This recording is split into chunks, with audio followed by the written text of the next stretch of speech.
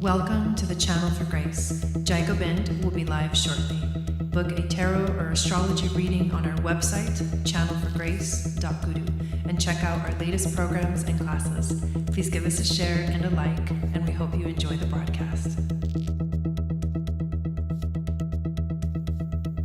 Welcome to the Channel for Grace. Gobind will be live shortly. Book a tarot or astrology reading on our website, channelforgrace.guru, and check out our latest programs and classes. Please give us a share and a like, and we hope you enjoy the broadcast. Welcome to the Channel for Grace. Gobind will be live shortly. Book a tarot or astrology reading on our website, channelforgrace.guru, and check out our latest programs and classes. Please give us a share and a like, and we hope you enjoy the broadcast.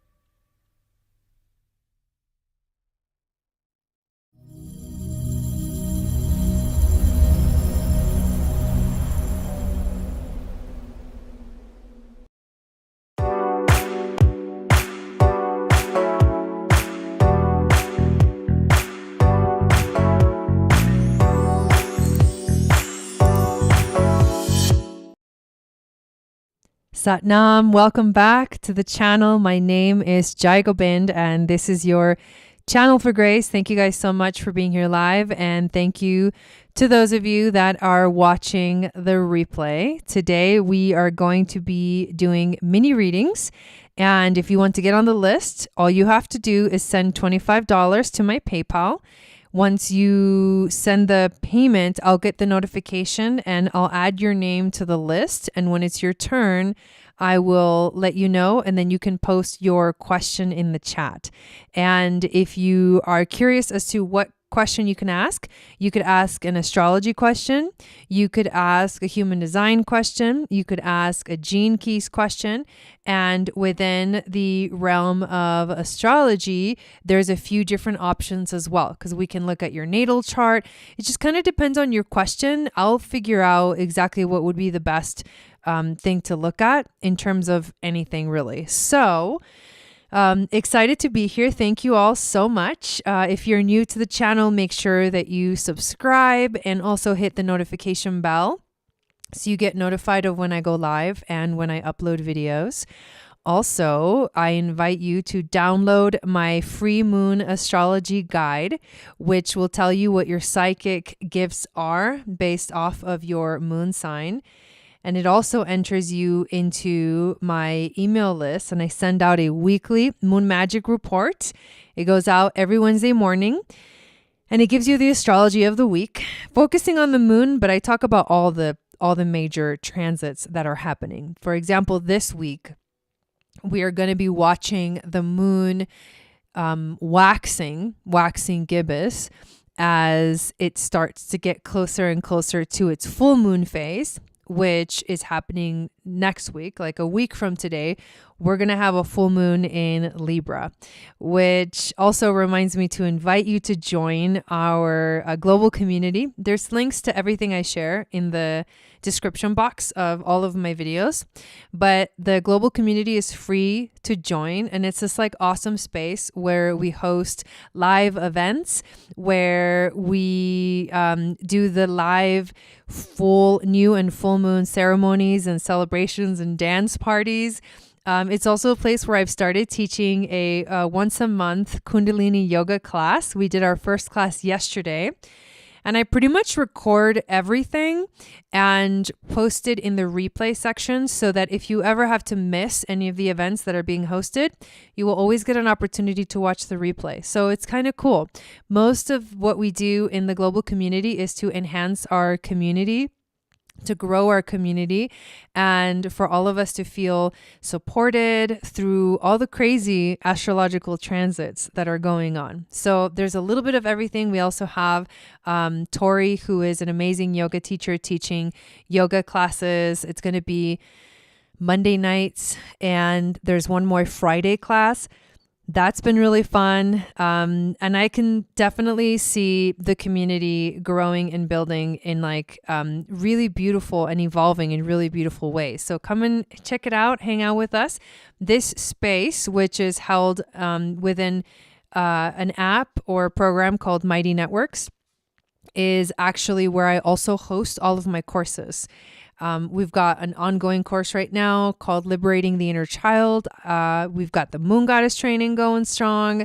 There's a lot happening. And also the really, really fun thing is the membership, the Starseed membership, where we have started to do special workshops that are only held within the membership. So we did Saturn in Pisces special workshop. We talked about what is Saturn, what does it represent, the Saturn transits.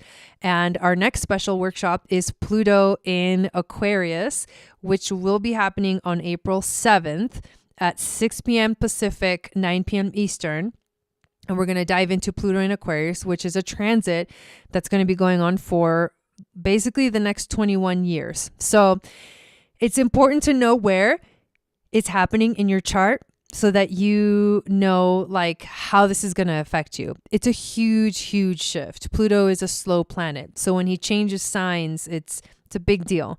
So anyways, this is a super fun and exciting hangout for all of us. But tonight we are here for mini readings, and I see that a couple of people have also gotten on our list. So let's dive right into our readings. The first person on the list is Maria. And I do want to say hi to you guys in the chat. Hello, Dawn. Hello, Maria and Cecilia. Welcome in.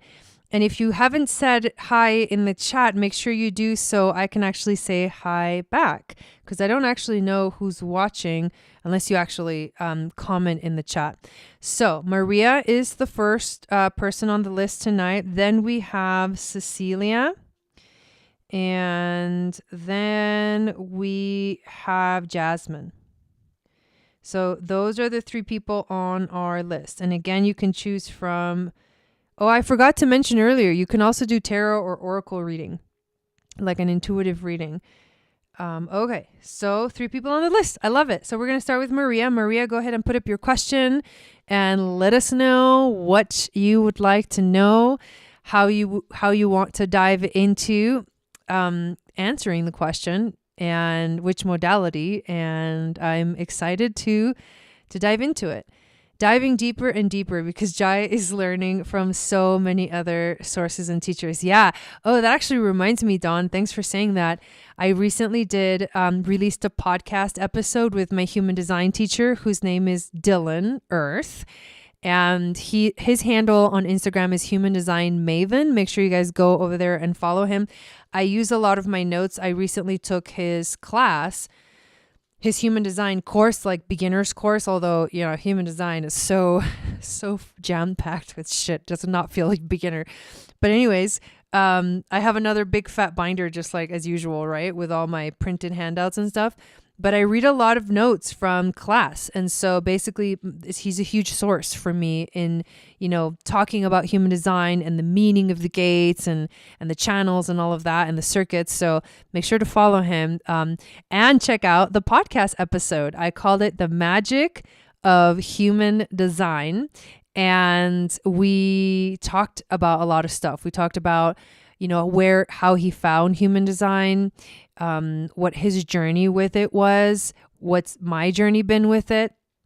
And it is called Channel for Grace Uncut Podcast. It's on Apple Podcasts, Spotify, like it was Anchor and then it became Spotify. But basically anywhere that you find podcast, you should be able to find it. So you just search for Channel for Grace Uncut podcast, and then you're good. So we're waiting for your question, Maria. Are you in here? I saw that you put a question up a minute ago, but I'm not seeing anything popping up on the screen here. We do have 3 people on the list, so the list is pretty open. And if you want to get on the list, make sure to send $25 to my PayPal, and then you'll be added to the list. So there we go. Hello, I'm Jasmine, and new to the live, but have been watching you, but new to all this. All good, Jasmine. We're so happy that you're here. So you're number 3 on the list. And when it's your turn, I'll let you know. And then that's when you can put your question in the chat. That's how it works, basically. So, and we're waiting on Maria's question. Like, I don't know where she went. Yes, welcome. So excited to have you here. Make sure that you join our global community, because that's where it's really popping. I'm getting ready for that full moon freaking ceremony.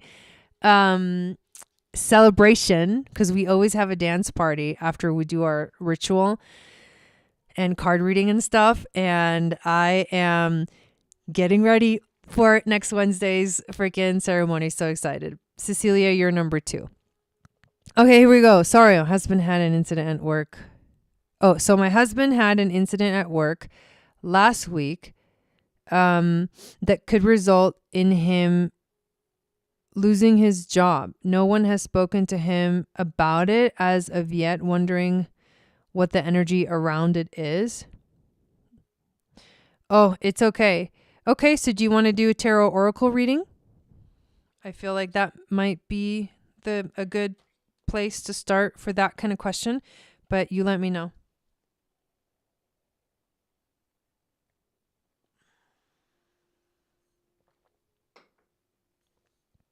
And we shall, in the meantime, reposition the drinks. I took a nap today, which was really, really important. I'm going to start posting like little videos about like guidance for projectors, because most people don't know. Projectors have like a whole different thing they have to deal with on a daily basis. All right, cool. So I'm shuffling the cards, and that's what we're going to start with. Hello, Ariel. Welcome in. Good to see you.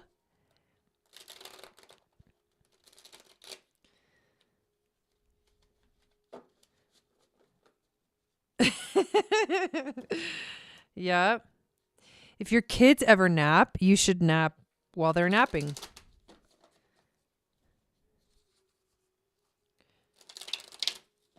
I know a lot of moms kind of do it that way just because you're like, well, that's the only time, so I might as well go down too.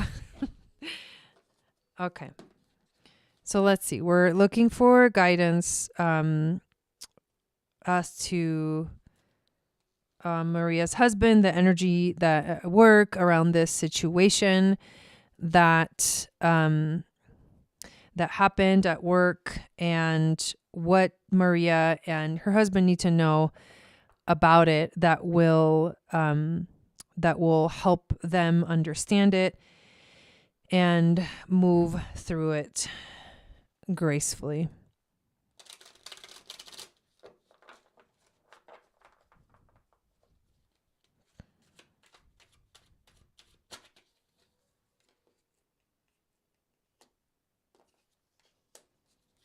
Okay. What's the challenge?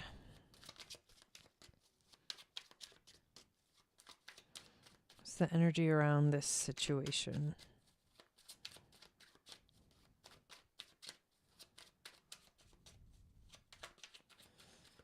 I was, the other day I finally, the dogs are finally potty trained and they don't want to sleep in their kennel anymore at night. They used to religiously, literally sleep in their kennel at night. It was great.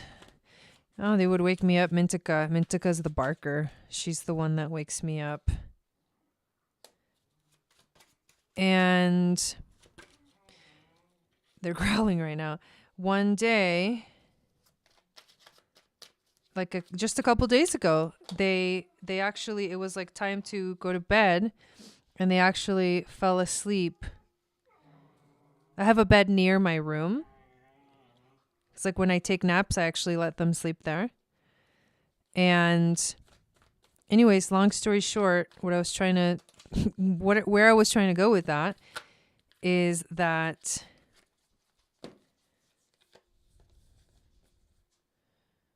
ooh, these are cool animal cards. Okay. Where I was trying to go with that is that they're finally potty trained and they actually sleep in longer, which is freaking amazing. Housebroke. Yes. Thank you, Jasmine. I appreciate that. Yeah, there's room, Ariel. Make sure to get on the list. We've got 3 right now. You would be the 4th one. Okay, Maria, here we go. We're using the Tarot of the Divine Oracle, and the first, and we did the 5-card pull. Although you got a few extra cards, which is always just more information, more deeper understanding, deeper like clarifying energy. So the first card that you got is the Queen of Coins. She actually did come out reversed. So here she is. This is Wara Murungund Ju from Northern Australia. It's a Gunwingu deity. The Queen of Coins is an eager mother ready to bring new life. She has traveled the world, blessing many children. She is always moving, loving, and ever practical. She teaches her children how to help themselves. This is also the Queen of, it's like the Queen of Pentacles. It has to do with actually, money and material things. So the issue that you're talking about, like that he could, it could possibly mean like losing a job or something like that. To me feels like this is the fear, right? This is like the intuition card. So this is the fear because it did come out reversed, which can bring up that, the fear of like, not having enough. So reversed, this energy can be also, so look into these themes that I'm going to read and see if any of them play like a significant role in the situation that happens. So jealousy is one of them. Possession is another. A lack of organization and manipulation. All of those energies play a role in this card being reversed. But what I'm getting intuitively is like, there's just a fear, there's a big fear in what's going to unfold. And so this is just the place that we're like jumping off of, and more, obviously, wisdom is going to come through as we continue to reveal the next card. So the next card you have is the challenge card, and it's the Queen of Cups. I do like that the first 2 cards are queen cards. And, this could also mean that there's like, is there, someone else involved in the situation? Is it like, just out of curiosity, but the queen cards they're also like, think of the energy of like a queen. It looks at something and she's the one that like decides on something, like off with their heads or not. So she's also nurturing too, because the queen cards also bring in a lot of like beautiful nurturing energy. And I feel like at the same time, I feel a grandmother energy coming through actually strongly. And it almost feels like there's like literally what I'm feeling is like there's a grandmother energy that's like watching over this whole entire situation. There's like a nurturing eye on it. So I'm not sure exactly where that's coming from, but I am definitely feeling that. And also the Queen of Cups in this specific deck is Yemoya, which is from Nigeria, a Yoruba deity. The Queen of Cups represents the surface of the subconscious. The goddess Yemoya connects those on land to the depth of the spiritual plane. She is mysterious, but also a kind and caring mother. This is about femininity, warmth, empathy, a counselor, intuition. Because this is in the challenge position, I think the challenge is to trust. That's what I'm just straight up. Like, the challenge is like, trust that, however it shows up, there's something, it was an incident between him and a student, and yes, I got maternal nurtured. Yeah. So there's a need. The challenge is to trust, and to trust the guidance, to trust that inner knowing, and to trust, the intuition, and to know that this isn't, I don't feel like you're alone, or you guys are kind of alone through this energy. I feel like there's definitely a protective aspect to it. What is the overall theme? It is, you actually got a major arcana for this, and it's the Judgment card. Right? Kind of fitting, right? This is known as Sun Wukong, the Monkey King. It's a Chinese mythology. Judgment is the reckoning, an ending before the start of a new journey. Past actions and decisions determine future events. If you haven't learned your lessons, you're doomed to repeat your mistakes over and over. This is about improvement, though. The theme is improvement. So the overall theme is like improvement, forgiveness, an opportunity to forgive yourself and others, a change of perspective. This is an opportunity that's helping you to create a change in perspective, and it's also a rebirth. So yes, there's energy of judgment, but know that whatever this situation is going on, it actually is activating a new journey. It will lead to some kind of understanding, possibly some kind of forgiveness, maybe unexpected in the way that it turns out, but huge new beginning. And then for the wisdom from the ancestors, we got the Three of Wands and the Temperance card. So the Three of Wands, and I love this picture because she's like climbing up a ladder. It's a girl climbing up a ladder. It's actually it's called the Enchanted Pig, a Romanian fairy tale.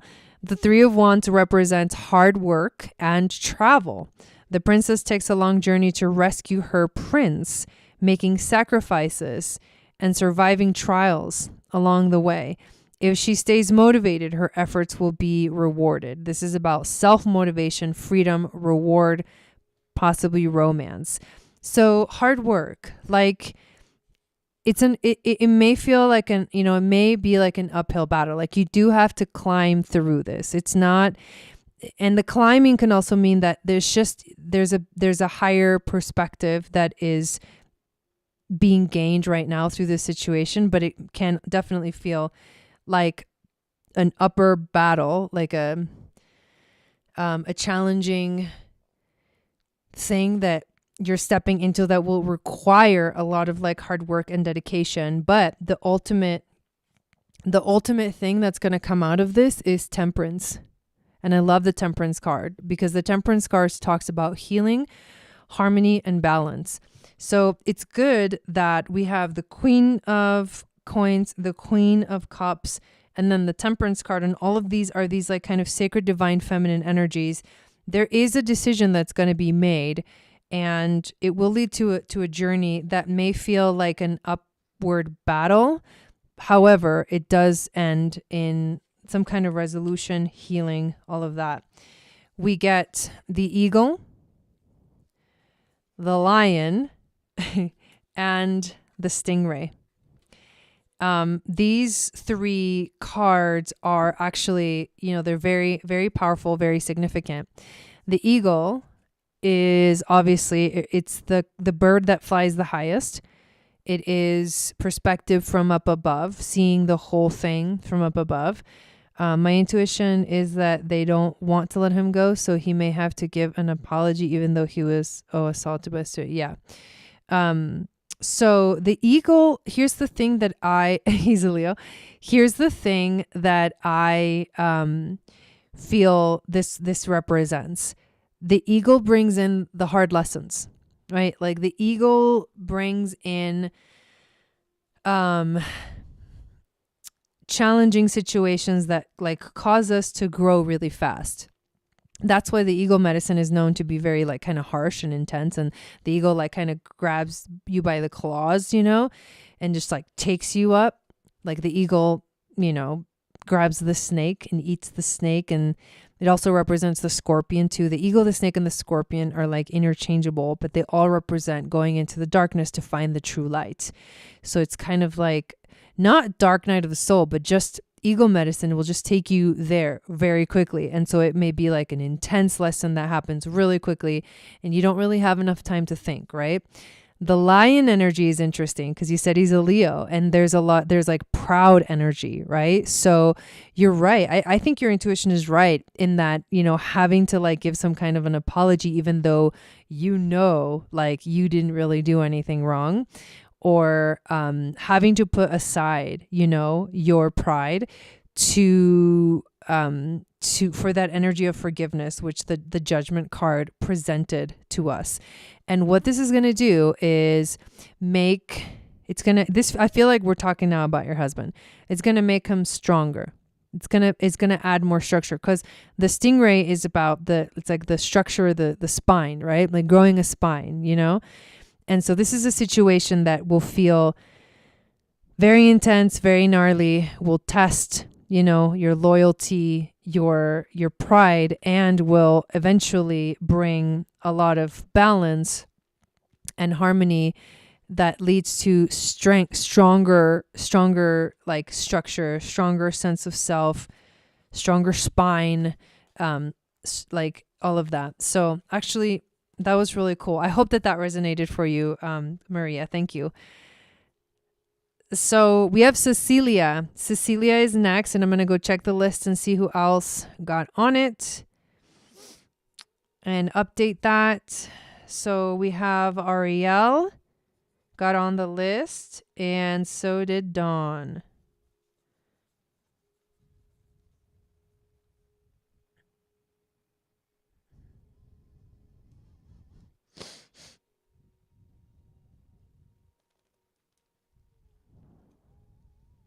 Yeah, I don't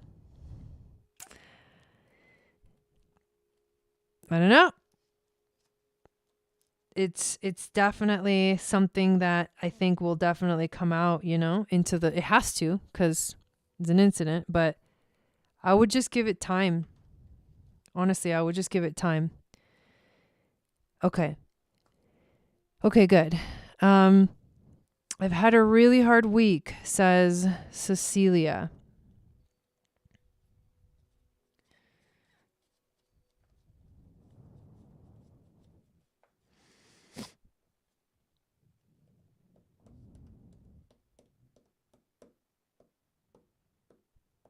I would like to know what Spirit wants me to know regarding anything: work, love, family. Okay, so let's do tarot and oracle reading.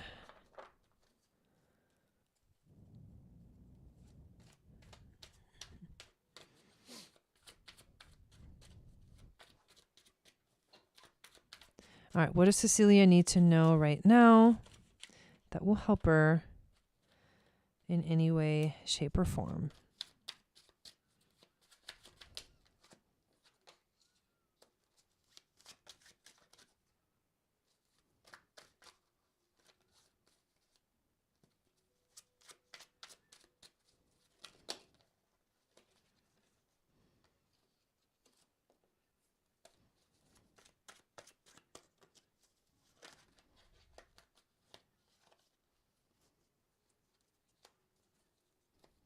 All right, and animal spirit.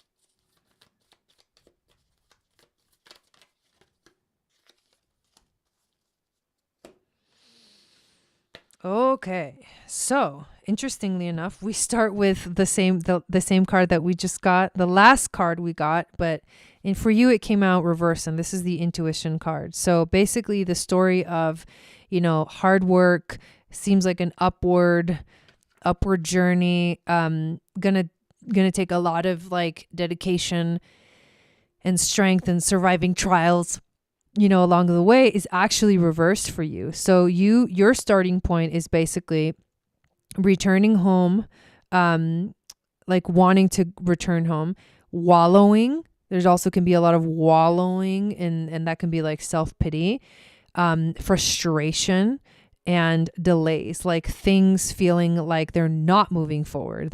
Things are actually feel like they're slowing down. So instead of like climbing up, you're like going backwards, like going back down. So that can definitely be a very frustrating energy, but that is the place where where your journey is beginning right now. So what is the challenge? You also got the Page of Swords, and it did come out reversed.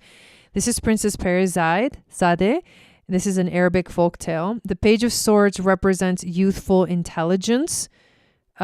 She uses her wit to succeed where others have failed. Her optimism intact through it all. She is a harbinger of new beginnings and new ideas for herself and those around her. So I feel like this represents you, but this did come out reversed. So if it was upright, it would be like energy that is curious, that is truthful, that wants to move forward, that stands for something. It's optimism, right? But the challenge for you is there's energy of bluntness, cynicism, defensiveness, and then all talk and no action. So the challenge for you is, are you actually getting defensive because of everything that's going on? Are you somehow blocking your optimism? And when you ask yourself, what's really the truth underlying all of this? Is it really helpful to be in a negative mind space? The answer is no. But that's your challenge, is to find, like as we like to say, the gift in the shadow. You get the overall theme, the Page of Wands. So a lot more fire energy now. This is Mwindo from the Republic of Congo. The Page of Wands represents a childlike optimism and carefree rebellion. For Mwindo, every situation is made fun by a swish of his magical fly swatter. He makes many enemies, but just as many friends who help him on his journey. This is about playfulness, charisma, discovery, and enthusiasm. So the universe is saying, get rid of the negative mind. I know things are like, so we're started off on the bad note, right?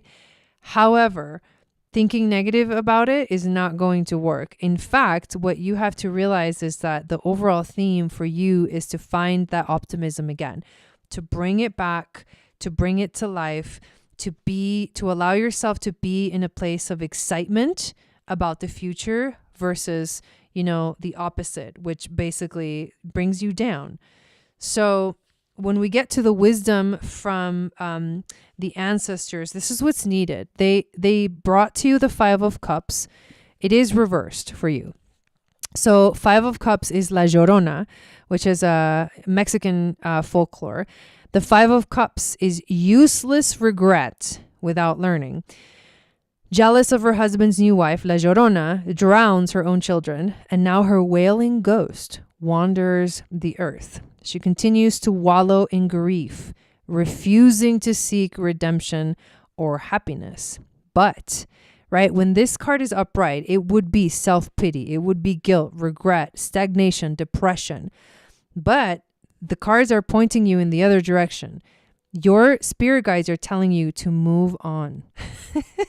Moving on. Forgiveness, acceptance, finding peace, and encouragement. All of that will encourage you to move forward, to move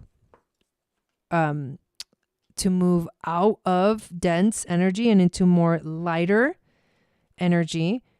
And so you have to look towards, like forgiveness and letting go. That it's a huge thing. It's a huge theme. But when you forgive and let go, not that you make whatever happened okay, but you let it go, you will free yourself of all of that negative energy that actually holds you down and doesn't make you, it makes you feel like you're going, down instead of up.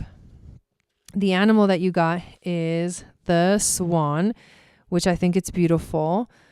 Oh, wow. I lost my son and it's been hard to move on from the grief. Well, I mean, did it just happen?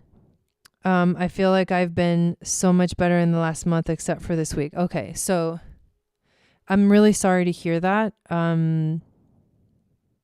That's really sad. And yeah, I mean, honestly, like this card, right? Like it really represents, the struggle that you're in. I think it's when you're in that place of deep, deep grief, you have to let yourself, you can't see the thing with grief is that it'll come and go and there's no warning, there's no warning. It happened in 2020. Yeah, there's no warning when the grief comes to be processed. You have to let yourself be with the grief fully. I know that's difficult, but, moving on isn't, it's interesting because that card did say moving on. It's about moving on, right?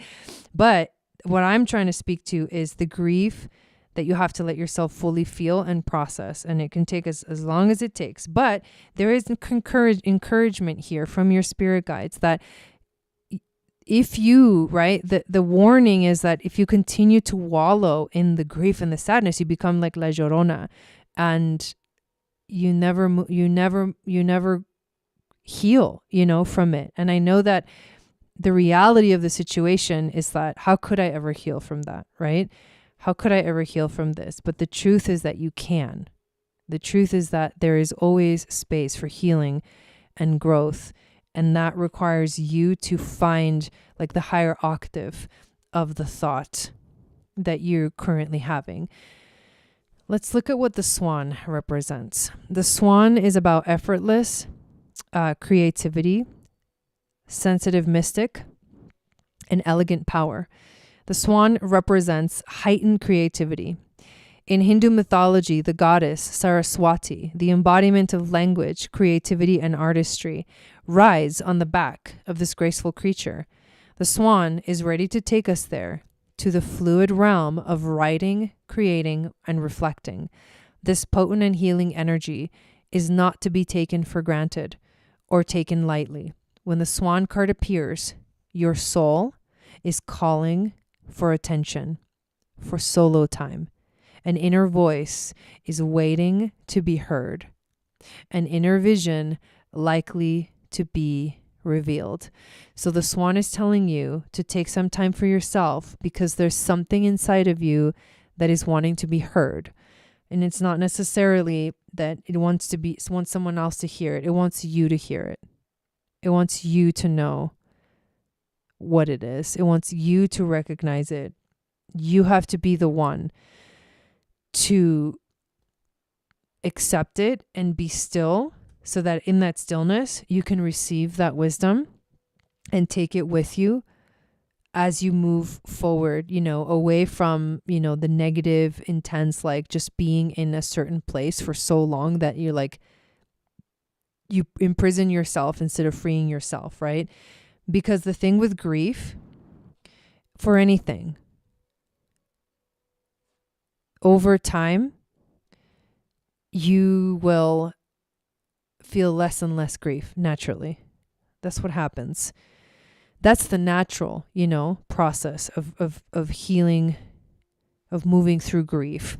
And for something like, your situation, like don't expect that to happen. Like even years, you may never fully get over it, but you can step into a deeper understanding of why it happened from a soul perspective. The human perspective really will never understand death and will never accept death.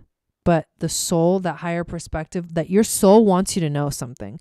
Your soul wants you to know the truth of why this happened so that you can release and let it go. And I don't mean letting go as like, oh, make it okay that it happened. No, not at all. Let it stop controlling your destiny.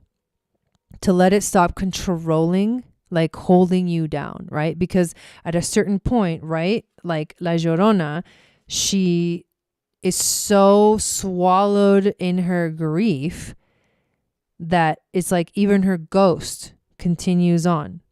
When in reality, when we die, our soul is freed and we enter complete bliss and happiness and joy. And honestly, when we die, we don't even care about our body. We don't care about the life on earth. It's like, it's so meaningless to the expansive, beautiful energy that we experience as a soul when we shed our body. We have a very, very, very like distorted view of death because we've never been taught the truth about death and also the truth that death is not an ending. It's just a transition. We never stop existing, right? And in fact, we desire to come to earth because we want to experience the third dimension. But when we release that energy, we move into bliss. You know, we move into like, we feel free, freer than we could ever feel on earth. And that's the truth. And maybe your soul is trying to help you to see that. Maybe your son is trying to help you to see that and to love that in his experience. And yeah, I mean, there's a lot there. It's really deep and it's really intense, but there's something deep that wants to come through, and you have to pay attention. You have to listen. It wants to come through, you know, your soul, your inner knowing. And it can only happen when you go into your heart space. So thank you, Cecilia. And I hope that was helpful for you. And next we have Jasmine. So Jasmine, go ahead and put up your question.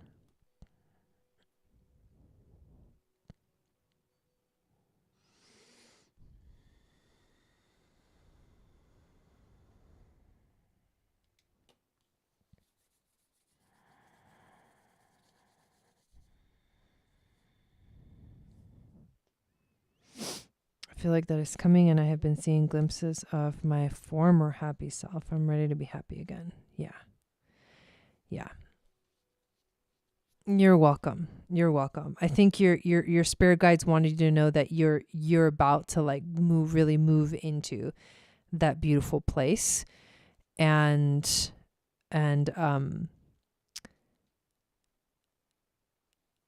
to have like hope, you know, to bring hope back.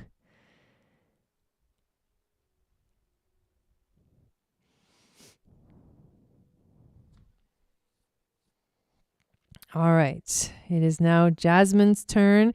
And what I recommend you guys is that when you call your name, that you already have your question already typed out and you can just copy and paste it into the chat. So we're not sitting here waiting for you to type it up. It just moves things a little bit more smoothly through this process. So Jasmine is next. And after Jasmine, it's Ariel. And then after Ariel, it is Dawn.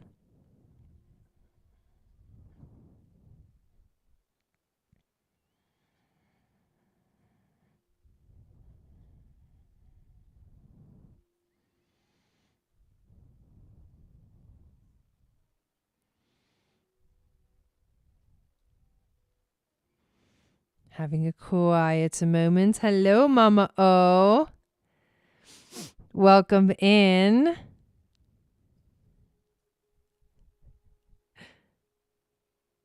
Thanks for being here. We are waiting for Jasmine's question. And we have Jasmine right now, then Ariel, and then Dawn on the list. And the list is open.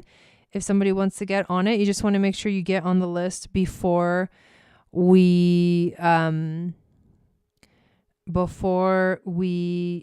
finish Dawn's reading, because once I finish a reading and no one else is on the list, I usually just end the broadcast. So if you're thinking about it, don't think for too long. Just get on the list. But how are you doing, Mama O?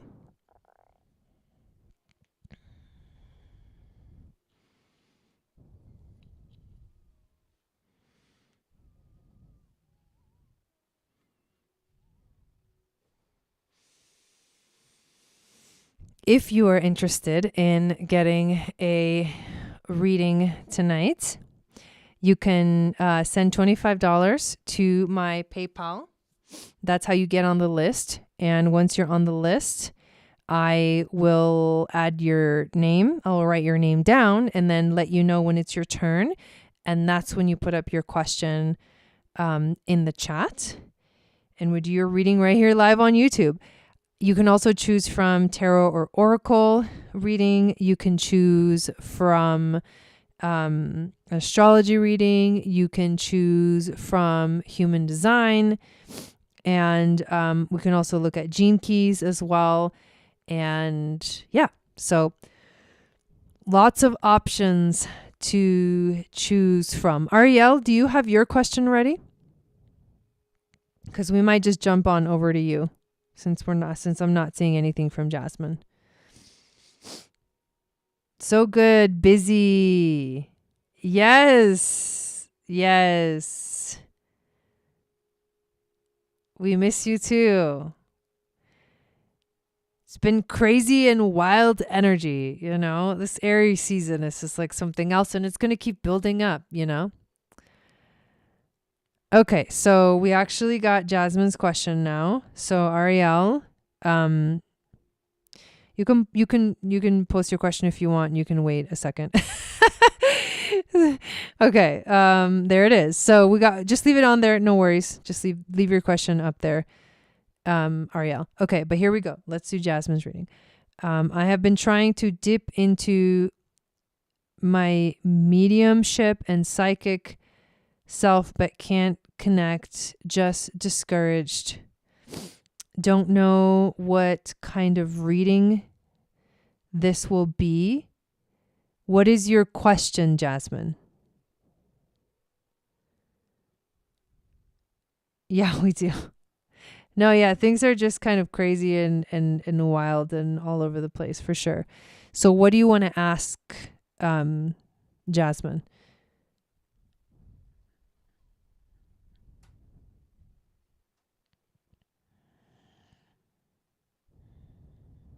And also, I will say that make sure that you're watching in real time, because on YouTube, when there's a live broadcast, you could be watching and like almost like at a point, like the little red line on the bottom of the video tells you it has to be all the way over to the right. If it's not, if you see like a little dot, like that the red line doesn't go all the way to the end of the video, then you're actually watching, but you're delayed. So to catch up to the real time, make sure that you slide that little red bar. You could just literally in my iPhone, you just like touch it and like slide it all the way to the end, and that's how you can actually be watching in real time. So we're not sitting here waiting for you to post because you're like you don't hear the message until like a minute later or something. Or a couple minutes later. But there should be a question, Jasmine. So what do you want to know? What do you want to ask? It's important to have, an intention when you ask for a reading.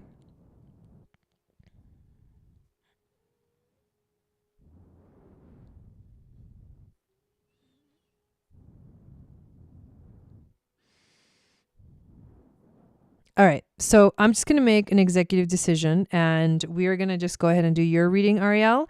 And we're going to wait for whatever clarification we need from Jasmine and do her reading after yours, because I'm not sure what's going on, that she's not responding to what I'm saying. So in real time. So here we go.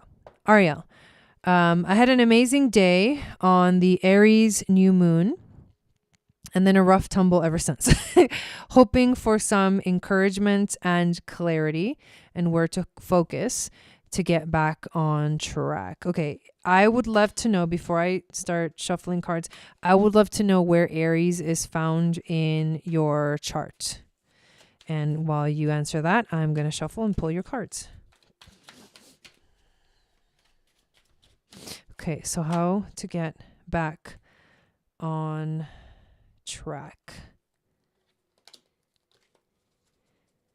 How can Ariel get back on track? And anything that will bring clarity into her situation at this moment.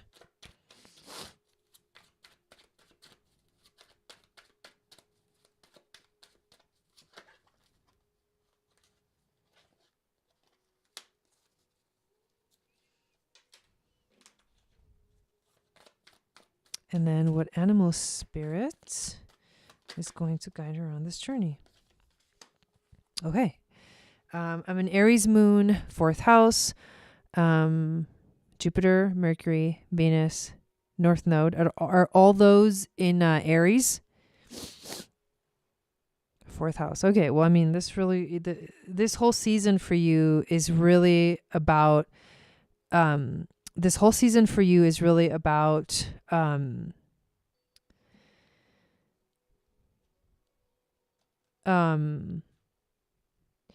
I'm going to do a quick side note because I can tell that Jasmine is watching delayed. So I'm going to ask Jasmine a question, and I want you to actually post this information in the chat. What is your birth information? So date of birth, time, exact time of birth, and location. To answer this question, I am going to look at either astrology or human design. So I'm going to need your birth info, Jasmine. Okay, here we go. So 4th house, I mean, is really home, family. Yeah, they're all in Aries. And this is where we just started, the new astrological year, and Aries season is all about action, initiation, beginning things. The new moon in Aries is really like the beginning of a journey, and the journey has to do with what are you bringing to life? What are you birthing to life in your 4th house of home and family? And what is important about Aries season is that there's going to be a double new moon in Aries. And that double new moon in Aries is actually our first eclipse in Aries. And that's going to happen at 29 degrees. So at the very last sign of, the very last degree of Aries. And that's on the 19th. And that's the actual completion that started with that new moon in Aries. So right now you're going through the process, right? So this card reading is going to bring you some clarity about that. So the first new moon that we just had is activating the intention, the initiation, the journey that's beginning. The full moon that we're going to have next week in Libra is going to bring to light a lot of that journey. And then it'll finally reach sort of its conclusion when we have that new moon solar eclipse in Aries. So we're in it no matter what, and we cannot find, the clarity until it's all over. So that's why this Aries season is so unique, because you will not know or have that clarity until you watch what happened and how it all unfolded for you during the entire season. 0 degrees was the new moon in Aries, and then 29 degrees is the next new moon. So at 0 and 29, the beginning and the end. So there's a lot of like hidden meaning within the meaning that is that happens with this season, and it's unique. It's not like this every Aries season, but it's very unique. I feel the momentum forward, but I also feel held back. So let's see what the cards want to say. So we start the first card with the King of Swords, but it came out reversed. So I don't know how familiar you are with tarot, but the King of Swords usually it's kind of a quick energy. It's also about, bravery. It goes forward. It's action oriented, but reversed, obviously, it's going to have the opposite meaning. But this is Hang Tuah, Malaysian legend. The Knight of Swords is a strong and assertive warrior. Hang Tuah, an intelligent soldier, is unafraid of leaping into battle and employing unconventional techniques to win. He is rebellious, loyal, and a fierce champion.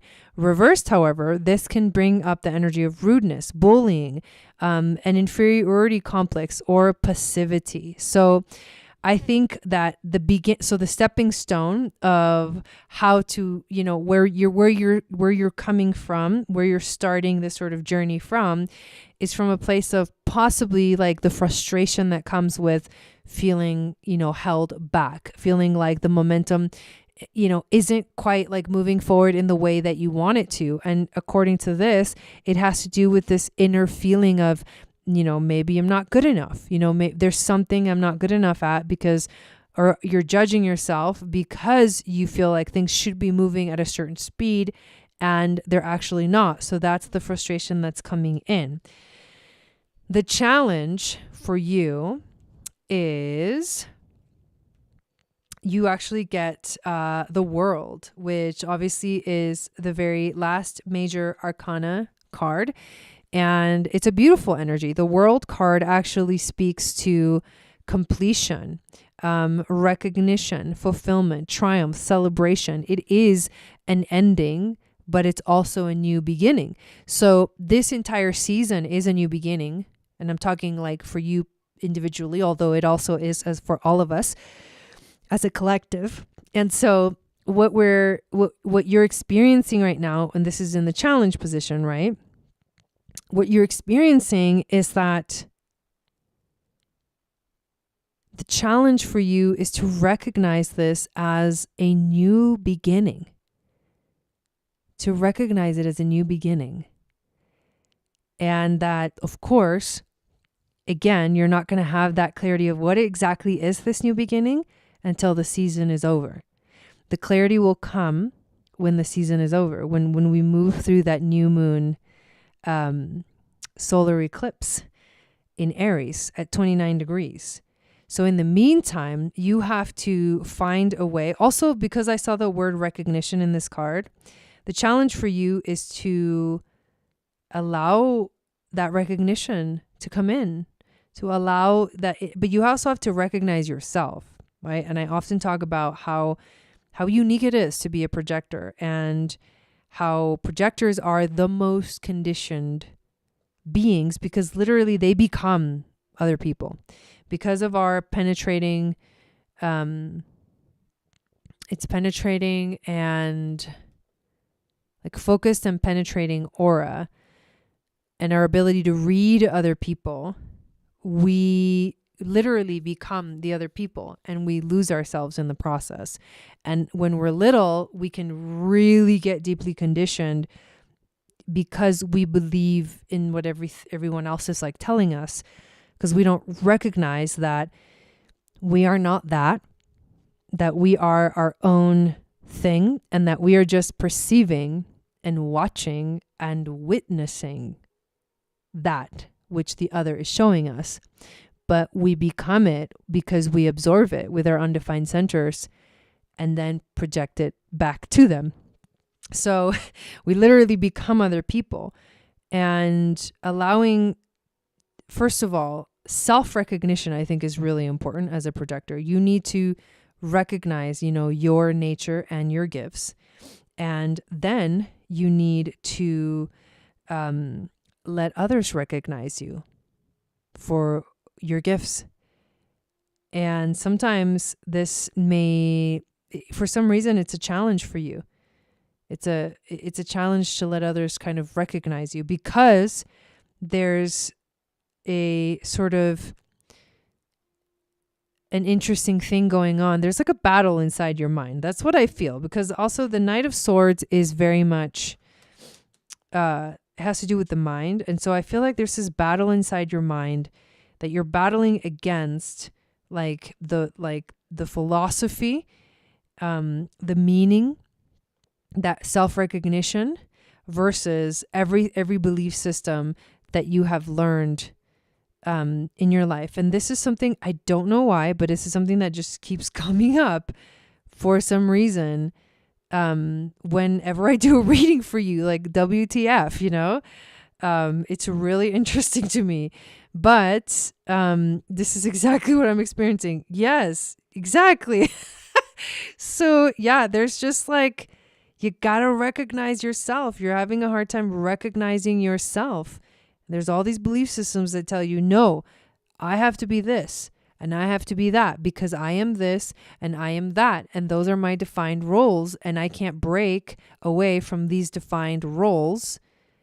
And yet you can create whatever role, you can be who you truly are and still be this, so yeah, exactly. Right. So here's what is so interesting, that the overall theme you get is the Four of Cups. And the Four of Cups is like, there's hidden wisdom, in this story. It's the story of, let me pull it up, but I like this one. I always, I remember it because it's an interesting one. The nightingale, right? The Four of Cups represents romanticizing bad choices while ignoring the good alternatives before you. It is coveting what is superficially better, neglecting a plain nightingale who can actually sing away death. The Four of Cups is a lack of awareness. It's also pessimism. It's also daydreaming. Like, too much daydreaming does nothing, lethargy and reevaluation. And what you need to reevaluate is literally like, what is important for you? What are the things that are hidden in plain sight that are keeping you from actually pursuing your dreams? There's certain things hidden in plain sight, and there's an unwillingness to see them because there's this other thing in your mind that like you're just kind of looking towards. But it's like, we can't take quantum leaps, but to get from here to where you really want to be, you have to go through, and obviously I'm going to say it, the shadow work, to like heal those aspects of yourself that tell you that you are not who you are, that deceive you. Those belief systems deceive your reality, deceive your truth. So your spirit guides, angels, and teachers are telling you through the literal death card what needs to happen here.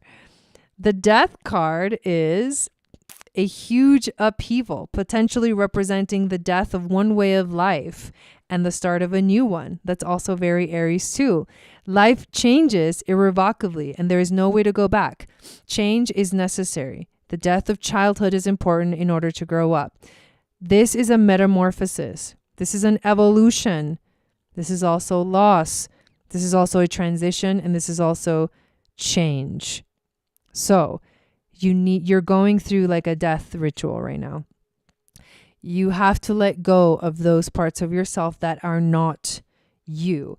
And the Scorpion brings an even deeper message to this, because the Scorpion is basically the light found within the darkness. The Scorpion lives under the rock. It hides in the dark. However, it's got like a fire stinger, right? And so this can also represent like anger that comes out, that energy of Scorpio, like revenge, anger, aggressiveness, like don't touch me, if you get too close, I'm going to sting you. And that's the symbol of basically you not wanting to be seen in the shadow frequency. Because the scorpion attacks when people get too close to its wound or to its shadow, you know. It lives in the dark, right? So you get too close to it, you touch it, you mess with it, and it's just like, rah! And so there's a lot of anger and aggression that comes with that. So there's a defensiveness. There's a strong defensiveness going on there. And that's what the scorpion says. So, but the only way into finding the light, which we can also equal to like your purpose, your life mission, you know, what you're really here to do, is to go into the shadow, the deepest depths of the shadow and the fears. What are you afraid of? What's your biggest fear? And it's not losing your children. I can tell you that. What's your biggest fear? It's way deeper than that. It's way deeper than that. It has to do with like soul at a soul level. So it's deep. And yeah, it has to do with like your biggest fear is actually people seeing your shadows, like people seeing that you have shadows. Yeah, being seen. Yeah. So kind of crazy. So the scorpion, like the eagle, has to become the scorpion, close its eyes and go deep within and face its own shadows and heal its own shadows. But you can't heal anything unless you accept that it's actually there to be healed. And that's why we do the whole avoidance behavior and like, you know, passive aggressive or like, you know, being passive, like the, you know, we started with the Knight of Swords who's like, I'm going into battle, you know, and I'm going to kick ass, you know, and it's going to happen and I'm determined and I'm excited and we're going to do this, you know. But the energy that you're experiencing is like the opposite. It's like you're just faking it. Like you're just saying you want to go into battle, but you don't really want to go into battle. That's that avoidance behavior. Because what it means is that your whole fucking reality could literally get turned upside down. And then what? Like becoming vulnerable. So there's a lot there. I'm going to leave it at that. I know there's a lot there. That was really powerful, but I hope that gave you some guidance. So wait the 30 days that we're having right now and see how you feel after the eclipse. See what unfolds after the eclipse. Okay. There we go. So, all right. So now we're going to do Jasmine's question.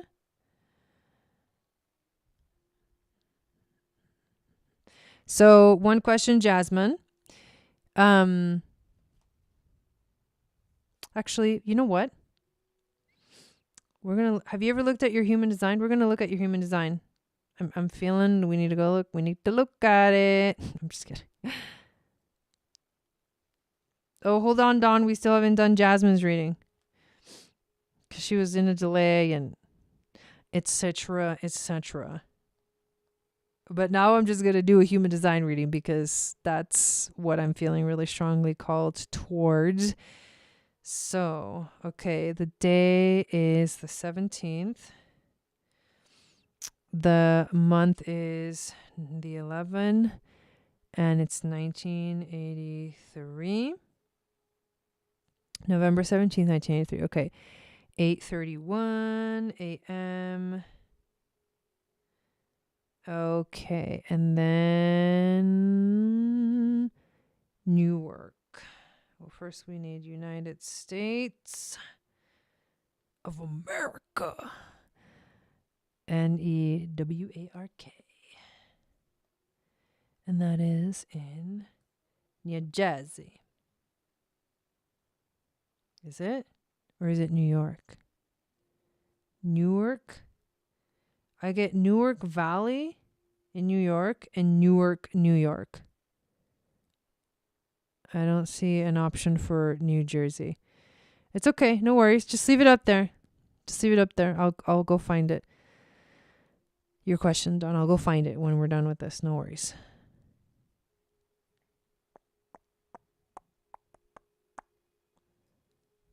So is there a Newark in New Jersey? So why can't I find it?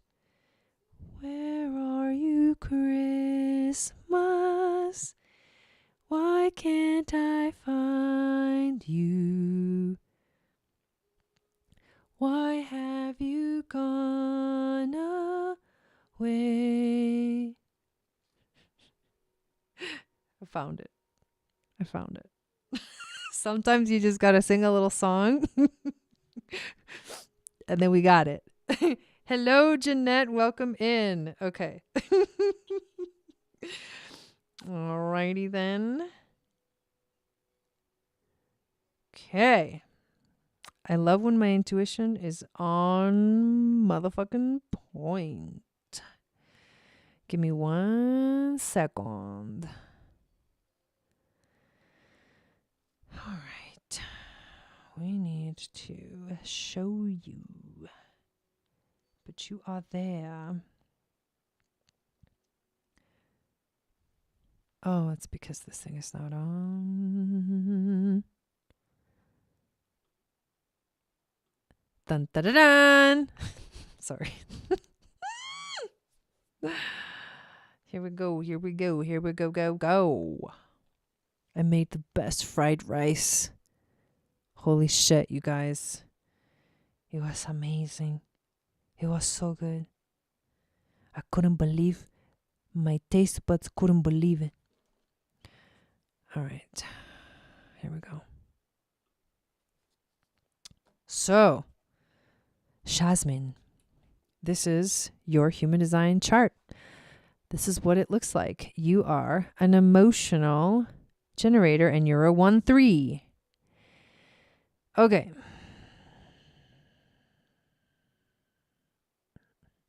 Your defined channels are the 4629 and the 596.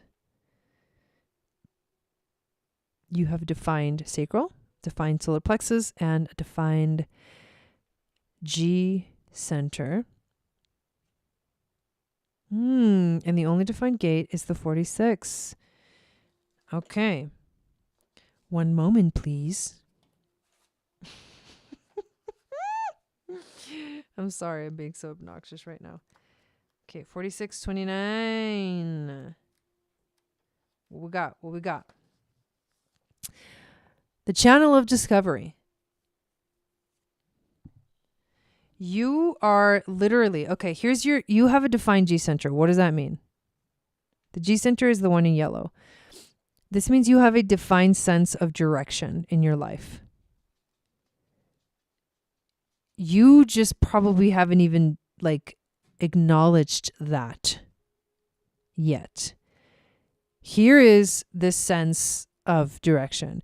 The 46 gate is called the gate of determination. It's about pushing upward. These are people who are always in the right place at the right time when they let go of their expectations. So one of your gifts is to literally be in the right place at the right time only after you let go of your expectations. This gate is about loving the perfection of every experience, no matter how unpleasant the experience may be. For people with this gate, every experience is right, and no feeling should be escaped.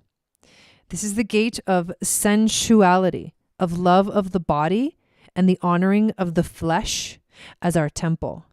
This gate represents the magic of trusting in your natural responses to take you through life in the perfect timing. Without the 29, the 46 may know the right timing but lacks the commitment to either begin or stay with the process. But you have the 29th activated, except it's an unconscious energy. So you may be aware of this energy of the 46, the gate of determination, pushing forward. You may have an inkling as to okay, sometimes I do feel like I'm at the right place at the right time, But maybe you haven't yet realized that you got to let go of expectations, because the expectations tell you I'm not in the right place at the right time because I wanted this to happen. When the reality is you are always in the right place at the right time. It's one of your gifts. So the 29, the gate of saying yes, the abysmal, people with the power to commit themselves to a process without the need to know where it will take them.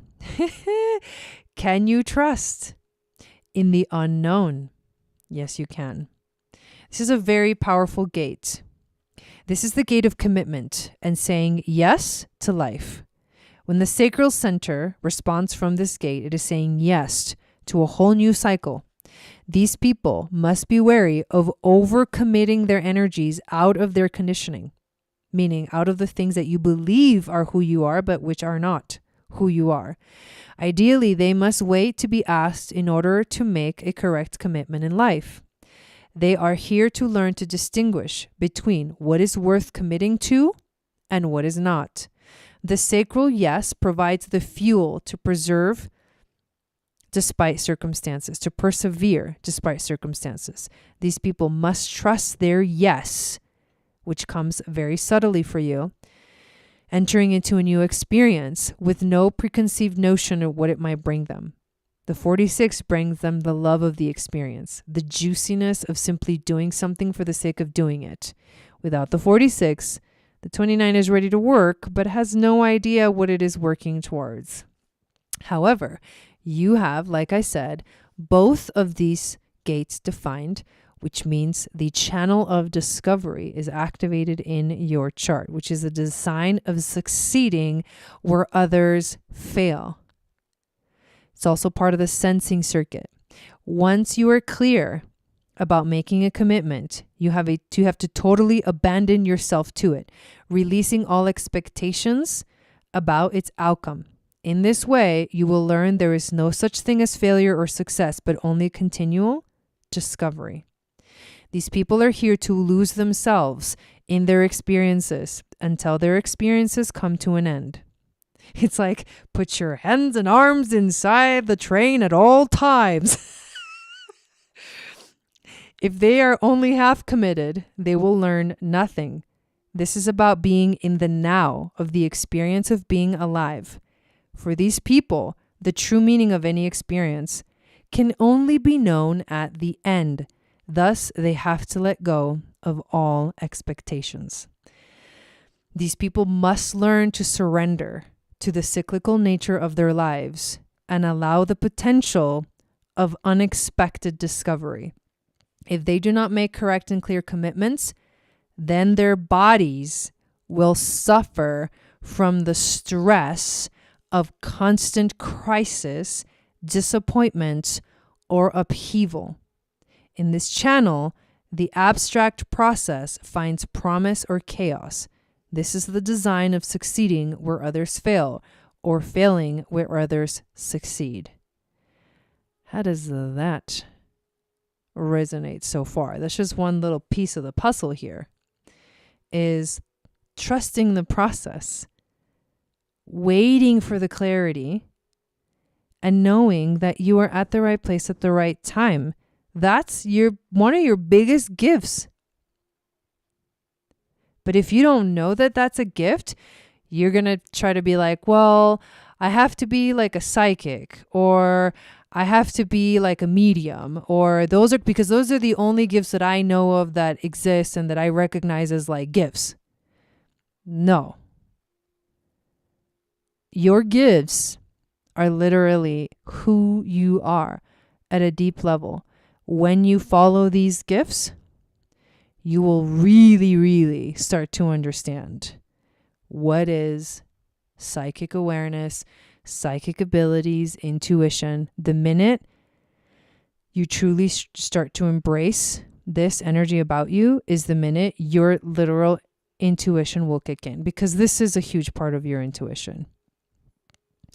This is even magnified by the fact that you have a defined solar plexus, which is the center of emotional awareness. And this basically says that you have emotional authority. There's two things going on in your body. One, you receive physical, visceral yeses or nos. That's another huge intuitive gift. You are a generator, which means you're here to channel the life force energy of the planet. When you are in that full, like open channel, channeling the life force energy of the planet, you will have an overabundance of energy to do everything you want to do, and you won't run out of energy. However, when you're putting your energy into things that are not making you feel a 100% yes, you're forcing yourself to do things you don't want to do, you're going to feel like you don't have any energy, because that life force energy is dimmed by the forcing yourself to do things that you don't want to do. So another one of your greatest gifts is that you have the ability to have an abundance of energy if you listen to your body's intuitive messaging, which is, there's only two options. It's a 100% fuck yes, or it's a no. If it's a maybe, it's a no. If it's a I'll think about it, it's a no. There's only two options. 100% fuck yes or no. There's a trick here though, because you also have this defined solar plexus, which says that you actually have to wait a little bit further than that. The strategy of a generator is to respond to life, not to initiate. Your job is to live in your truth. So the first step is to feel your body and what your body is telling you, because your body is your biggest intuitive gift. It will tell you what yes and what no is. And if you start to listen to those yeses and nos, it will completely change your entire experience of life, period. And it takes time, because we're conditioned, all of us, to try to initiate things, to make things happen, to like force things to happen, to like manifest and blah, blah, blah, and all this stuff. And it's like, no, we all have different designs. And when we trust our design, that's why it's called your design, because this is how you were made. This is the essence of who you are. If you don't even know your design, you're like wandering around like a lost zombie, trying to do everything that you were taught, that society's telling you is how to manifest and all this stuff. And you're literally like most likely doing it all wrong, because really the only people that like can really function really well in the society that has been created for us is manifestors. Because they are here to initiate, but you're not a manifestor, you're a generator. So you're here to learn to respond to life. The more you live in your true knowing, the more you listen to your body intuitively as it tells you yes or no, the more that you will actually attract, your aura, because it's enveloping, will attract things into your life that are exactly what you need, that will bring you more opportunities to say, fuck yes. Fuck yes. Okay. However, there's an extra little process, like I said, because you're an emotional authority. And this means that you need to wait the emotional wave. This means that you live in a world that is determined by literally how you feel. That you go through these waves of going high and then going low and then coming back to neutral. And when you're in the high, you feel amazing. When you're in the low, you fucking hate your life. But when you're in the neutral space, because we're addicted to the highs, we don't like it either. But the key is to learn to love the neutral space, because in that neutral space is where you will actually gain all the clarity to fully commit to something, to fully know if that original yes or no was true. And that's the trick, is that you may jump to taking action sometimes when the truth is you need to wait and wait and wait. And yes, it sucks. And what happens with emotional authority people is that they actually repress their emotions. They push their emotions away. They deny their emotions. They try to like force themselves to like live in certain ways. They judge themselves for how they feel. They literally like completely reject their authority, which says that you have to pay attention to how you feel. Feelings are not just things that will go away for you. You will constantly be in this emotional high and this emotional low, and then the neutral space. And when you get to those neutral spaces, that's the moment, right? That'll bring you the clarity to make the decisions in your life.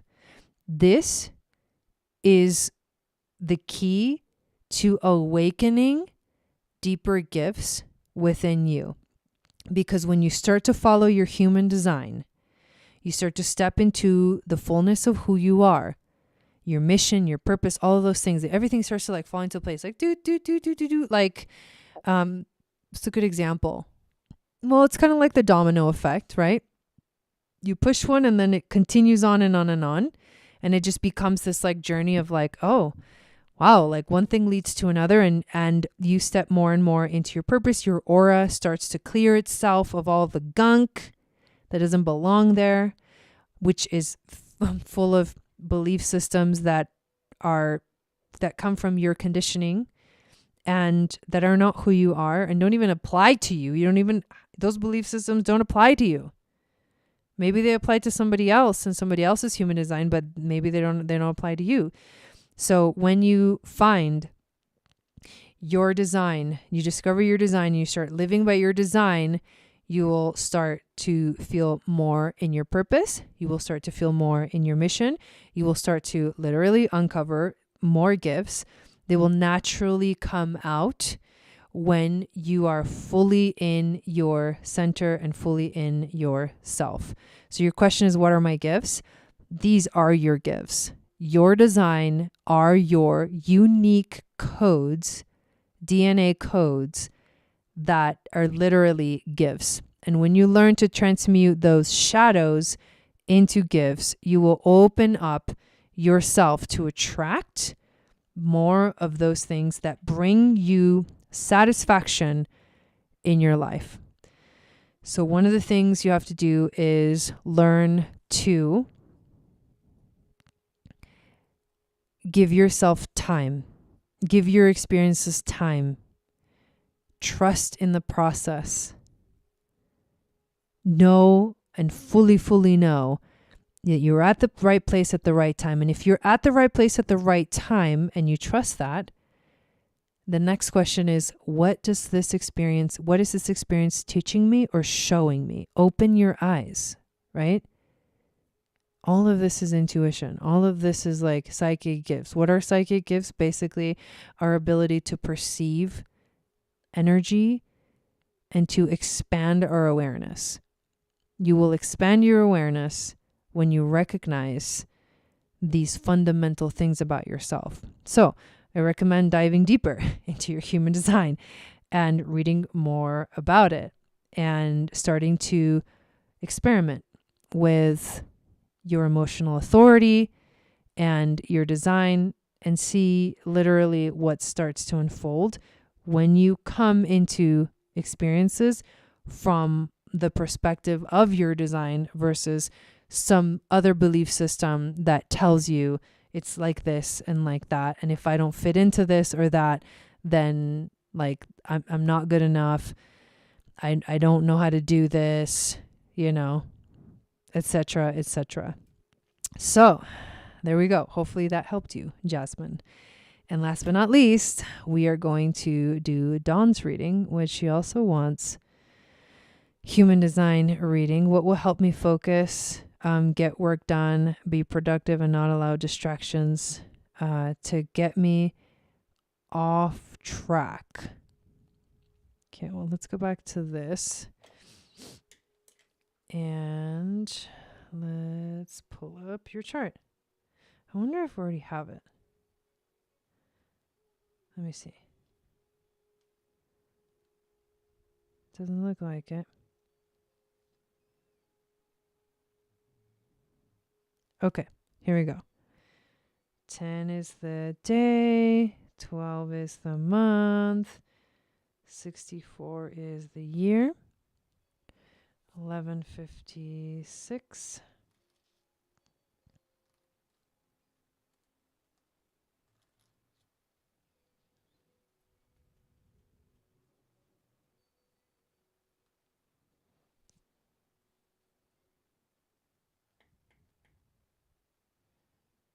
Okay, let me just make sure everything is correct.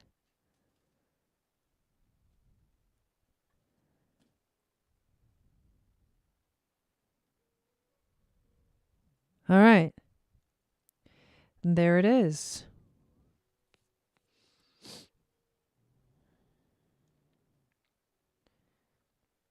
Let me just look at it for a second.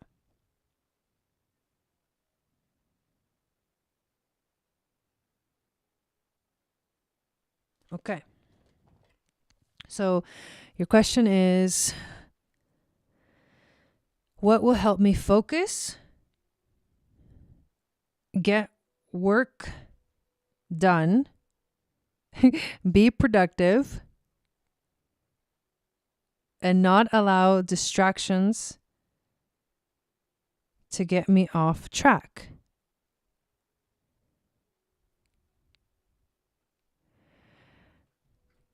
It's coming. Give me a second.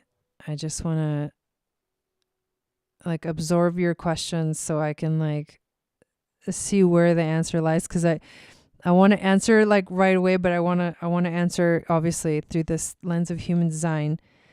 And I know the answer is easy. I know that the answer to this is an easy thing. What will help me focus, get work done, be productive, and not allow distractions to get me off track? Distractions. What kind of distractions? Is it thoughts? Thoughts distract you? That's my first question. Staying focused, getting the work done is worth so much more financially than the effort. And I just procrastinate. It's almost like self-sabotage. What's going on there? Okay, well, that actually clarifies a lot, because let's just talk about the fact that you don't have a defined sacral and you don't have a defined root. You don't have a defined ego center, and you don't have a defined spleen. But I want to focus on the sacral center, the root center, and the ego center. And this is what happens with manifestors too. Is one of the biggest challenges, I think, for manifestors is the fact that they really do need to learn to become really good leaders. Which I know you're going to love me saying that. They need to learn to become good leaders. Why? Because as a manifestor, you are here to initiate things, to make things happen, but not in the way that most people think. You're kind of like the director of an orchestra, and you need the right army.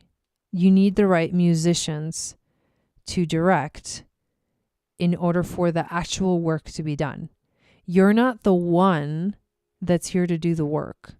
You're the one that's here to have the idea, the exciting new thing, the project, the big picture. And then you're here to delegate. Okay, people that are attracted to you and your vision will come to you if you're living in your design, and they will naturally want to do your vision, to do the work, right? You need worker bees to help you with actually bringing to life the vision that you have. But that's the hardest thing for a manifestor, is that you're not actually the one here to do the work.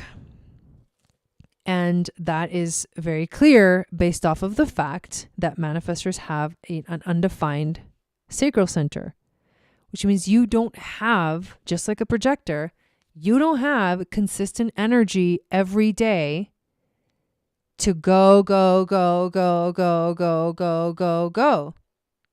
So you need to learn to stop and take breaks when your body needs it. Pushing yourself to always continue like working really hard is not something that that's not one of your skills. And if you force yourself, it actually is detrimental to your health. So your body is trying to avoid you doing this thing because the distractions are actually like a protective mechanism for you like overdoing it. And I know, and that's like intense, right? Everything distracts me and anything is preferred to doing what brings in the money. I agree with that. I don't like leading. I like ideas, not work, not bossing them around. It's not about bossing people around, because the right people that align with your vision, which will be generators and possibly some manifesting generators, they have to align with your vision like wholeheartedly. And that's what makes it so difficult in the world that we live in, is that these jobs that we have are not really like our purpose. You know what I mean? Like most people look at jobs and things like that as like a means to get money and et cetera, so that I can have enough money to do the things that are fun. But we don't normally look at work or jobs as a fun thing. That's why no one really puts in 110%, But a freaking generator that is fully aligned with your vision will put in more than 110% because they believe in it and their energy aligns with your frequency, and it's the right person to work with you on manifesting your vision. So maybe one thing that's coming through right now is, how do you reset a vision for yourself that is aligned with, your business? What's the vision, of your business? And, there's a lot of clever ways to bring your true purpose into vision of your business, whatever that is. So that's the first thing, is that you don't actually have the energy to go like a generator. So don't think that you do. And if you try to go, you're just going to exhaust yourself, and you're going to resist it. It's like, I don't want to do it. It stresses me out. Like, who the fuck signed me up to have to work? Right? Yeah. Because it's probably because the work that you do, although it's, quite often can be lucrative. The thing is that I think that what's happening in your life is that it's not really you don't really feel like a purpose and mission connected to what you do. And that's what makes it so fucking hard to get up and go do it every day. And where your whole being is resisting it because it's not, it's not, it doesn't feel aligned. So that's tough because, the obvious, right? So, the next thing is, so you need to let yourself take breaks, because you're going to work best when you're well rested. The next thing is the undefined root. So the undefined root has to do with feeling the pressure to do things, and it has to do with our ability to handle stress. So you're not here, you're not going to be good at handling stress. It's an undefined root center. Stress, it's because you're here to be wise about stress, which means you're here to be wise about not stressing yourself out. But the conditioning says that, especially the undefined, the defined root center handles stress well. My husband has a defined root and I have an undefined root. He handles stress really well. He handles pressure really well. He has a consistent way of dealing with stress and pressure that I'm just like, what the fuck? How are you even able to calmly handle situations? Because what happens with an undefined root center is that we don't know how to calmly handle situations, because the stress that comes into our essence, our being, is stress that's external. Stress never comes from within us. We're experiencing stress that's outside of us. So what's causing the stress is probably like work deadlines and other people's defined roots, like, you know, you reading into the stress and the pressure that someone else is under. And that's the thing that you have to recognize, is you're not here to like handle stress in the sense that like you're really here to live a stress-free life. And when things are aligned, you will live a stress-free life. So how do you know your shit is aligned? You're stress-free. You know what I mean? Like, so what happens is you're trying to deal with other people's stress and pressure that you're not meant to handle. Someone else is meant to handle. That's not someone else's stress. Right? So the wisdom of the undefined root, or let me stay with what happens with the conditioning of the root. We're like, we learned that we're supposed to like handle it, you know, like deal with it. Be like these, like, you know, really strong, like superheroes. Like, no, you know, undefined root is not that. Like, we can't like push. What happens is when we feel stress, we intensify it. The undefined centers are going to magnify the stress that they feel, even though it's not theirs at all. And they will feel so uncomfortable with that stress because it's magnified. It's not just the regular level of stress. To an undefined root, it like hits like 3 notches higher. And we're like feeling it like, ah! And so what we do is either like the default is basically the conditioned default is that you try to like, right? The procrastination is a part of that. You're like ignoring it. Like you don't want to do it. And then the other thing is that when stress comes, you try to get rid of the stress really, really fast by trying to do things like really, really fast. Like, and that's what procrastination is. It's like you wait and wait and wait and wait and wait and wait and wait until the stress gets so fucking huge and large that like you're like suffering through like the whole thing, and then you're like, fuck, and then you have to like do it all in 1 hour, and you're like, ah, you're like freaking out. And none of that is healthy, right? Because to someone who's technically supposed to live like in a non-stressful way, naturally, like that is horrible. And so that's the other thing, is that you're here to be wise about how to handle stress, but you're not here to be wise to like actually handle stress. You're here to be wise as to like how to like manage, I guess you could say, this like a stressful free environment, and to understand that when you are feeling stress and pressure, that it's not yours. So how can you learn to like put that aside and be like, okay, I feel the pressure and I feel the stress, but I know it's not mine because I have an undefined root. So how can I just somehow like separate it away from your being and like put it over there, right?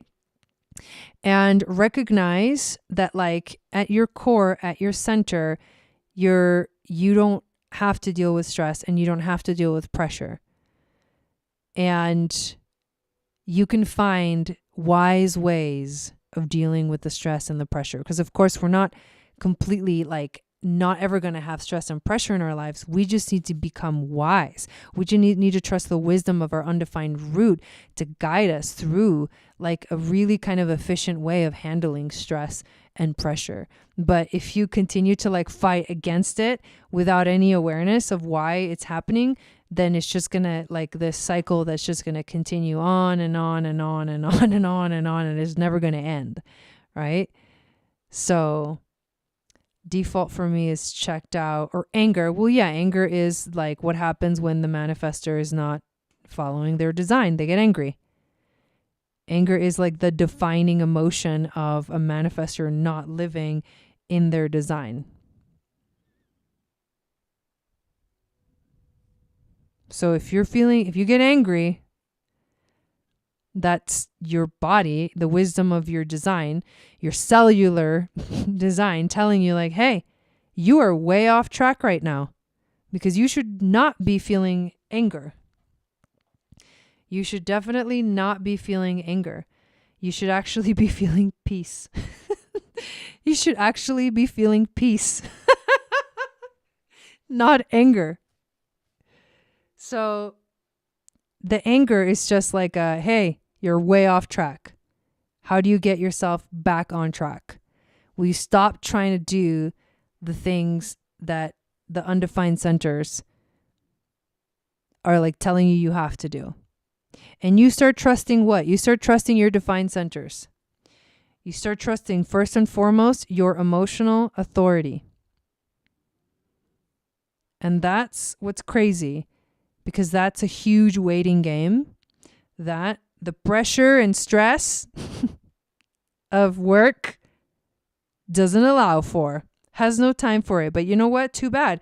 It's your business and it's your vision. So are you willing to maybe redesign it a little bit so that you feel more, that it's more aligned with your mission and your purpose, and gives you space and time to feel your way through decision making? You can trust that you always feel like you have a defined sense of self. You know, you don't have to wonder, who am I? Like, no, I'm Dawn, like this is who I am. You have a strong voice and your emotions speak very, very loudly.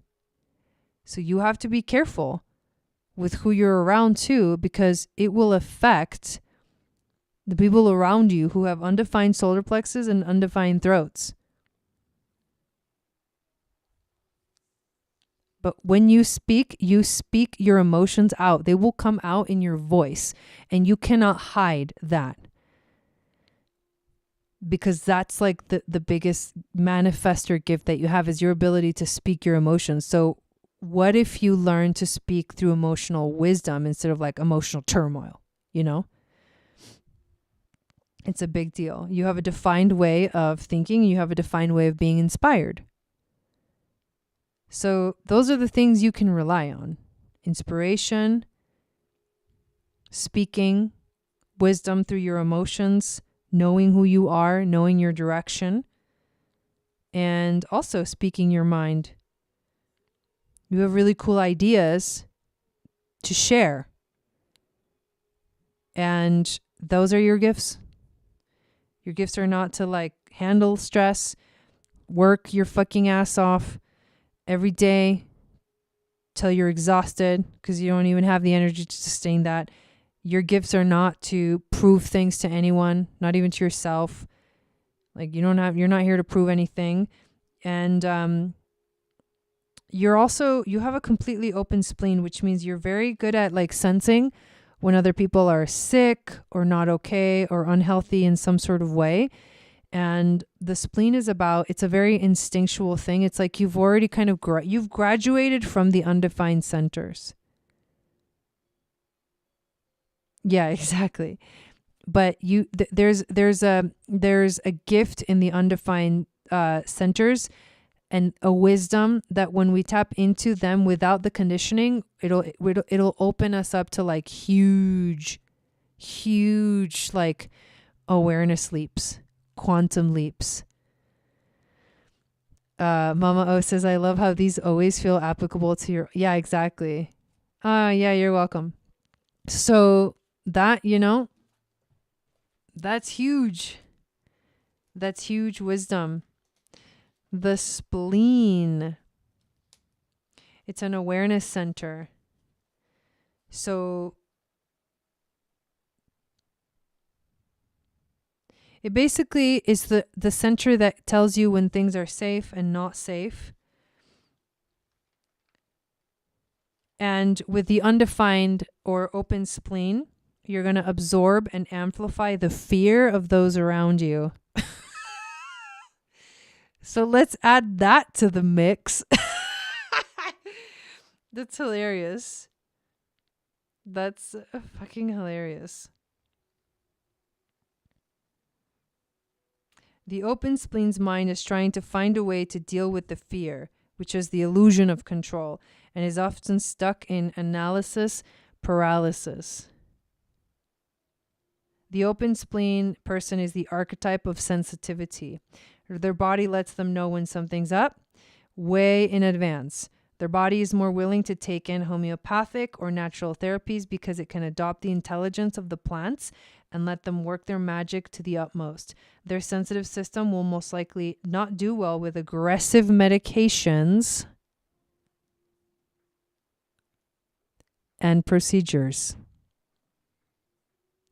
So being alert to your body's messaging and doing your own intuitive research is the best insurance policy. This shows us how open centers can be beneficial. Open spleen people become very wise about health and the body through their experience taking care of their own health in unique ways. But fear is a big deal. And there's more coming to the surface from our ancient past to be cleared now more than ever. Open spleen people have a tendency to feel insecure in their survival sense. So they can be more hesitant to take risks and more likely to do things that make them feel comfortable, even if those things are actually out of alignment for them. Dude. The spleen's fearfulness makes us want to hold on to things, food, substances, and people. Anything that takes the edge of this off this big scary world. So in the spleen, we have addiction. We have the wrong partner just because their presence makes us feel safe. We have the wrong things in our diet because they are comforting. We numb the fear with substances. That is where the toxic spleen can happen. The spleen becomes so tied to what it thinks is healthy for it, it actually starts to instinctively choose toxicity. This is a great example of how conditioning of the mind can change the body and the life. Both open and defined spleens can become toxic. Someone with a super powerful spleen, but perhaps an open solar plexus, might choose to numb and numb and numb to avoid feeling by poisoning their body to soothe their nervous system. They feel like they can take it because their robust system. This is where the smoker of 40 years who seems to be doing fine drops dead from a stroke. But that's not you, because you have the opposite actually of that. So, yep. Dawn's like, oh, fuck. Shit.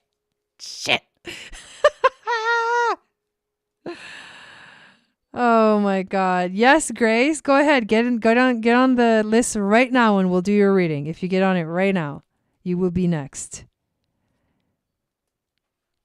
Yep. Fucking wild. So there you go, Dawn. Hopefully that was helpful. Oh, it's crazy. Crazy for me. Because I also have an undefined spleen, but yours is fully open. No, you need to trust the intuition of your body, your instinctual intuition. Yikes. Yeah, right? Yeah, this was crazy. Okay, so I'll give you a couple of moments, Grace, to get on the list. Otherwise, we shall end it right here. Those human design readings were the shiznit tonight. Love it when that happens.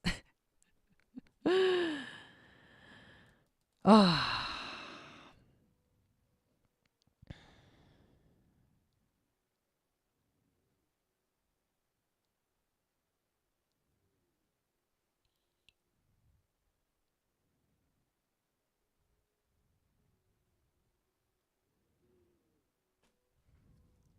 So,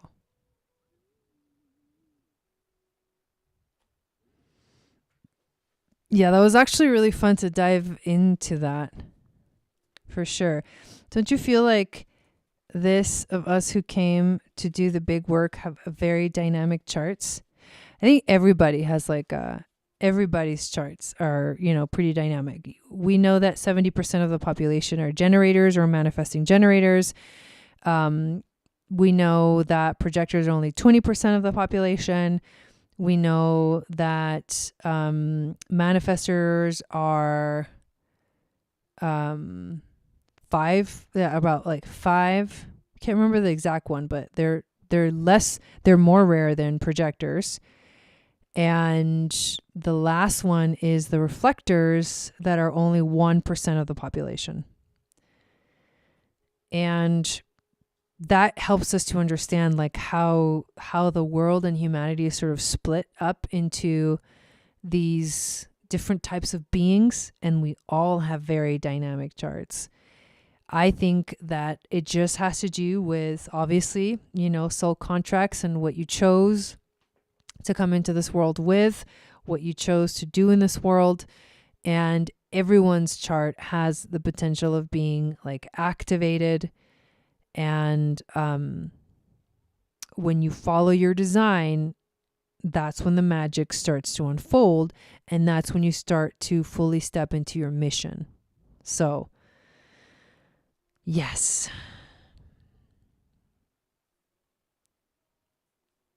I am not seeing a response from Grace Kalimaya. I know there can be a delay. I've definitely thought, what the fuck was I thinking more than once? Well, yeah, I think maybe we all go through that phase of thinking like, what the hell was I thinking? But then when you really truly step into your design, I think that a lot of that fear of, the future and like a lot of it starts to really go away because you start finding that signature energy, right? Which for projectors, it's success, which I freaking love that. For manifestors, it's peace. For generators and manifesting generators, it's satisfaction. And for reflectors, I can't remember. What's the signature of a reflector? What's the signature of that one's not coming to me right now.